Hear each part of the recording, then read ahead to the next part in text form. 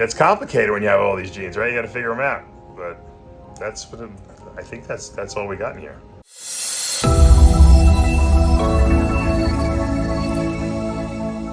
What's up, snake fans? Dave Palumbo here for Muscle Serpents Daily, and it is a beautiful Monday here in Cape Coral, Florida. It was a little overcast earlier. Now it's sunny out, and I'm excited, and I'm heading into that snake room. We're gonna take a look in the incubator, see if anything hatched. We're gonna look for cool stuff while we're cleaning today, and you never know what we might find. I'm hoping to maybe find a boa litter or some eggs on the ground. I don't know. It's always fun when you have a lot of stuff, because you never know what to expect when you go into the snake room. Yesterday I went in there, and you know what I got? I got 100-degree heat. My air conditioner stopped working, and I don't know if it was clogged up. I had to use my vacuum, my shop vac, and suck it out a little bit, but there's definitely something wrong. Oh, what a terrible thing when you have a 100-degree snake room and you have to go in there and start vacuuming stuff out and cleaning up water that's in the air conditioner tray underneath. Ugh, terrible. But better than having any kind of snake tragedies. I'll take that any day. I'll suck water all day long just to have healthy snakes. All right, guys, let's go into the room and see what we got. All right, just wanted to show you this clutch that just shed out for the first time in the incubator. It's kind of an interesting pairing I had, because I had this amazing Banana Enchi Orange Dream Yellow Belly Leopard Pied. It was possible had HYPO, and I bred him to a leopard lesser het pied female, and we got this. Now this guy looks like he's nothing. He's got to be het pied, obviously, because the male is het pied. It's kind of interesting. We hit no genes on all those genes that were in there. We had 0 genes. So this guy is kind of an anomaly right off the bat. I don't think this is nothing. I don't see anything in this. Then we get this beautiful girl. This is obviously a lesser pied, and it's got red eyes, so it's banana lesser pied at least. And there could be yellow belly, there could be orange dream, there could be enchi in here, there could be a whole bunch of other things, but lesser pieds are white with red eye, little red eyes usually, little black eyes, and they'll have like a reddish eye if they have banana in them. So really, if you like white, this is about as white as it gets. I mean, these snakes usually sell pretty well for me because people love white snakes, and they love the fact that there's pied in here, so you can you're getting like a beautiful looking snake, plus you have the ability to, breed pieds into your collection. So that's that. And then we had this gorgeous one. Now the only thing that could have made this better would have been if it was visual pied. It's only had pied. But look at this has got to be, I would say, Orange Dream Banana Super Enchi, because look at the pinched head. It's all pinched off. There's like a little island of purple here that's Super Enchi. I would say it's probably leopard because it's really dark. I don't think it's lesser. So I would say Banana Super Enchi Orange Dream. I don't even know if it's yellow belly, to be honest with you. Het pied, obviously. It's just, it looks super orange dream to me, really, is what it does. But there's no orange dream in the mother, so I would probably just call it Super Enchi Orange Dream Banana Leopard Pied, Leopard Het Pied. It's complicated when you have all these genes, right? You got to figure them out, but I think that's all we got in here. Just really clean and really orange. I mean, there's a lot of orange in here. It's crazy. I don't know if it's maybe it's super leopard. It could be super leopard. Maybe that's what's doing it, but I don't know what's making it so orange. Could be super leopard. This stuff is really wacky. All this like crazy pattern stuff going on here. Look at that, like geometric shapes we have in here. Squares and diamonds and all kinds of kooky stuff. Really a nice looking snake. 3 eggs, survived, and that's okay because we got 3 good ones, and that's sometimes all that matters. A couple really good ones. All right, a little update on my purple Panda Pie. A few people asked me about how it was doing, and it just shed out actually, so I figured I'd just show it to you. And this is a super black pastel banana pied. We call that the purple Panda Pie. And really cool. They got a little purple there, like 2 spots on the tail, and then the 1 spot on the head. Super black pastel pies, which are Panda Pies, usually are very low black. And so banana really doesn't add much pattern to a pie, so you pretty much just turn the blacks to purples. So this is we call the purple Panda Pie. And a little frisky here. Got to feed it this week. We're going to set it up in its enclosure now that it's shed, and we should get some. Look at it! Get a little frisky, there. Beautiful, beautiful snake. Aria Palumbo is home from school today, sick. Right? Get a little cold. What do you got there? Ninja Turtles? Yeah. Cool. You know what their names are? This one is the leader. Oh, he's the leader. All right, let's look at this clutch of eggs that are pippin', hatching. This one is looking at me. This one looks very different. Do you know what's different about this one? Yes. What's different? It has black. It's soft. Why is it soft? Because it doesn't have. It Right. has black eyes. And it's a black cloud. No, what? it's head clown. You're right. Why is it so soft? Because it has yellow on it. No scales, right? This Yes. is scaleless. It's a super microscale. Yes. And it's head clown. That's right. We have our microscale clown bred to a microscale. And Pablo couldn't wait. Like I said, he got to these before I did. And there's actually 4 super microscales. Yes. All head clown. And then this one's sticking his head out. That's right. And that one's also scaleless. All of the babies just hatched. They did. They're in the process of hatching. Yes. And we love our microscales, super microscales, I should say. Look at that baby. What a beauty, right? Yes. Wow. All right, I want to thank my friend, my bodybuilding client that I work with, James Minoyan, who's also a fellow botanist. He's a fish keeper and breeder, and he's also a reptile lover, as well as I am. And he sent me a really nice gift for coaching him, which he didn't have to do. This is something, he grew this in his own little garden. This is Anubis. This is something you put in a fish tank. This is a water plant, and it looks like it's in stellar condition. This is like one of the nicest Anubis plants I've seen. I'm gonna put this in my fish tank. I'll show you guys later.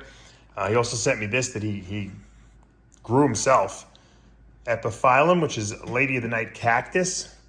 And this is obviously a clipping he made, and there's a whole procedure to how you get these things to grow. And this is a really kind of exotic plant, and I'm gonna cherish this, and I'm gonna grow this myself, and hopefully be able to even make my own clippings and propagate this thing. And I wonder if I could even plant this outside here in Florida, since we are in a very tropical region. So James, thank you for this beautiful, beautiful 2 gifts you sent me. You went above and beyond. I love to get unique gifts like this. There's not many people that could buy me gifts that are things that I don't have, or things that I actually want, because I really don't even know what I want anymore. But unique gifts like this that are creative, I love. Thank you, James. All right, a little update on this exquisite snake. Black pastel banana HYPO clown that I produced last year. And he's pretty much up to size. He's going to be breeding this year. He changed a lot. He was crazy looking when he was first born, but he's still pretty cool looking. And that black pastel banana clown works really, really well together. And obviously he's got the HYPO in there as well. I thought he would be cleaner looking. I thought he would never develop stripes. I mean stripes. He would never develop these spots, the banana spots, being HYPO. But he did. But I've seen other HYPO bananas develop them too. They stay clean for quite a while, and then they come out when they hit adulthood. It's like when their testosterone surges, they get the spots. No. the females get it too. Right? Really nice looking. He'll be going into the breeding program, and hopefully we'll be making some beautiful black pastel banana HYPO clowns with this boy.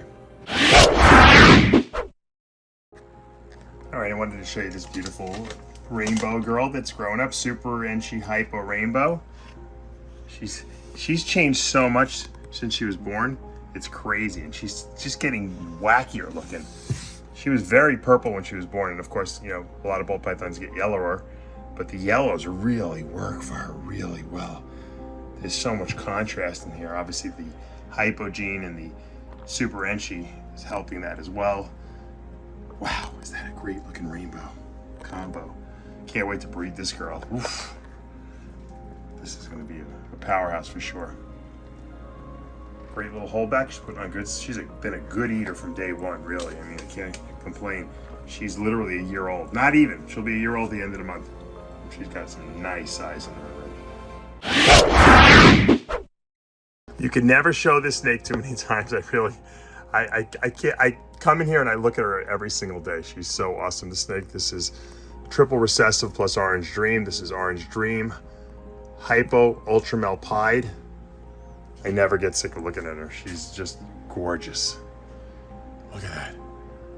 Unbelievable. Wow. Who would have thought 10 years ago that we could have produced something like this? This, I believe, is the only one in existence. And she's almost ready to breed. I mean, probably maybe mid next year. Who knows? If she continues eating the way she is, maybe prior to that. So I'm thinking 6 months she's gonna go. Because she's putting on a lot of size. Now she's hit the point where she's eating small rats really religiously. So if she keeps going the way she's going, I think she will be breeding her soon.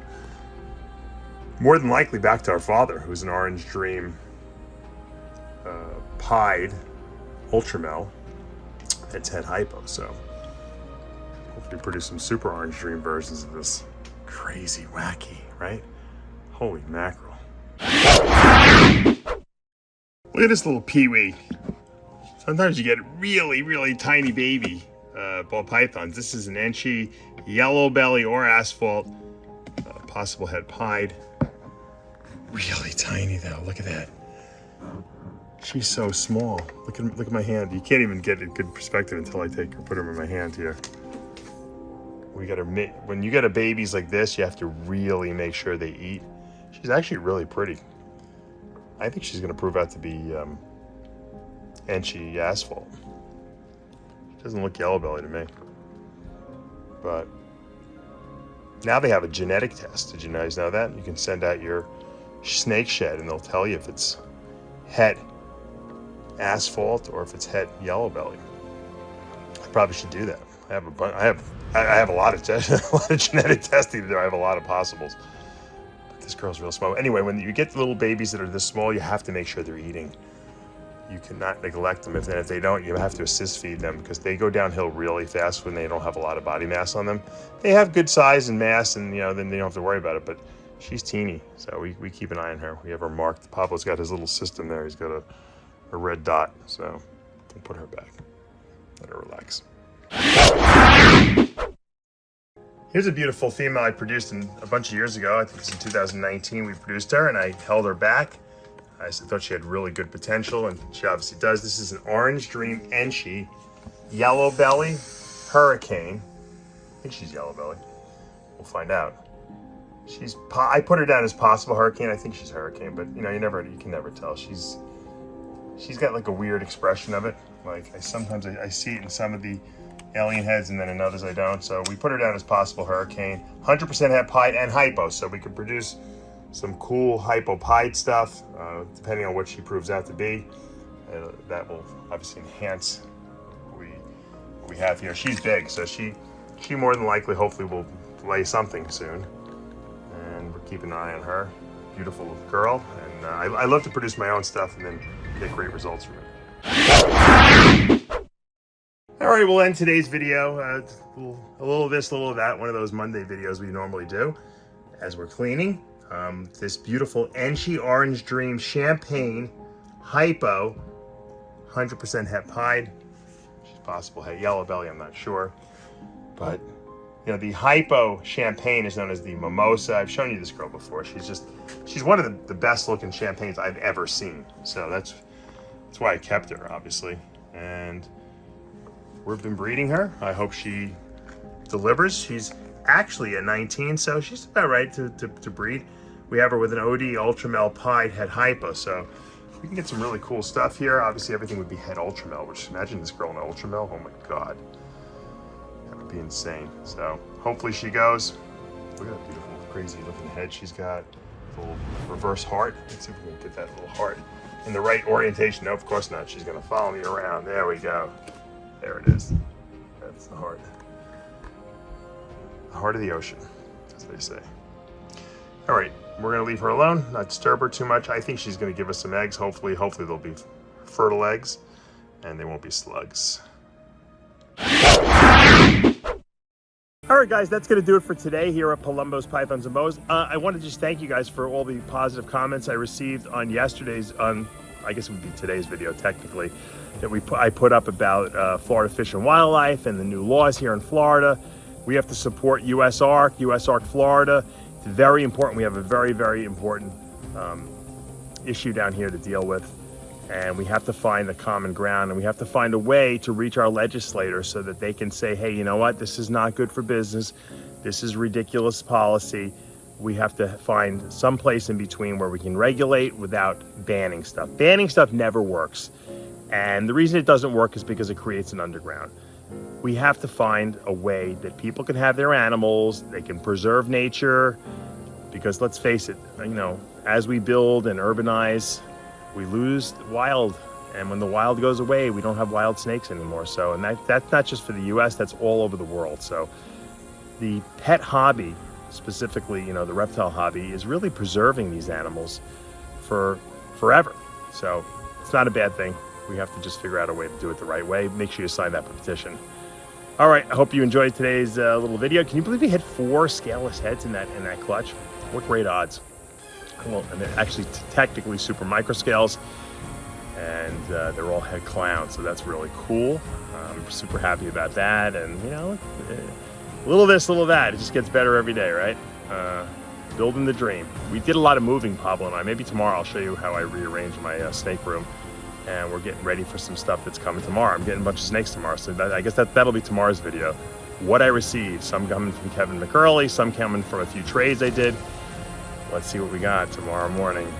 You guys are gonna get the first look when I open those snake bags. All right, for now, we gotta wrap this up. You guys know what to do. Hit that subscribe button, turn on your notifications, hit that like button. I'll see you back tomorrow morning.